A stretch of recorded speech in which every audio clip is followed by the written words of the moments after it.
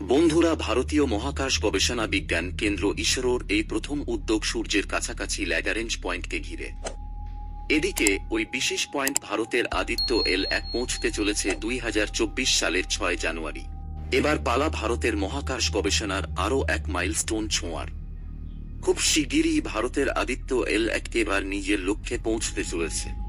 যে ল্যাগারেঞ্জিয়ান পয়েন্টে ভারতের মহাকাশ গবেষণা কেন্দ্রের আদিত্য L1 পৌঁছানোর কথা, সেটি পৃথিবী পৃষ্ঠ থেকে 1.5 মিলিয়ন কিলোমিটার দূরে। আর সেখানেই 2024-এ পৌঁছতে চলেছে আদিত্য L1। আর কোন দিন পৌঁছবে তার তারিখ জানিয়ে দিল ভারতীয় মহাকাশ গবেষণা কেন্দ্র। উল্লেখ্য, ভারতীয় মহাকাশ গবেষণা বিজ্ঞান কেন্দ্র ইসরোর এই প্রথম উদ্যোগ সূর্যের কাছাকাছি ল্যাগারেঞ্জ পয়েন্টকে ঘিরে। এদিকে ওই বিশেষ পয়েন্ট ভারতের আদিত্য L1 পৌঁছতে চলেছে 2024 সালের 6 জানুয়ারি। এই প্রথম ভারতীয় স্পেস নির্ভর অবজারভেটরি হ্যালো অরবিট L1 থেকে সূর্যকে নিরীক্ষণ করতে চলেছে, যা ঘিরে স্বভাবতই আশায় বুক বাঁধছে ইসরো।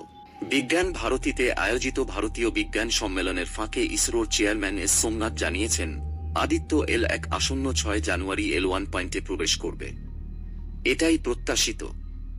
সঠিক সময়টি যথাযথ সময়ে ঘোষণা করা হবে। বন্ধুরা, মহাকাশ সম্বন্ধে নতুন নতুন আপডেট পেতে চ্যানেলটিকে সাবস্ক্রাইব করুন পরবর্তী ভিডিও দেখার জন্য।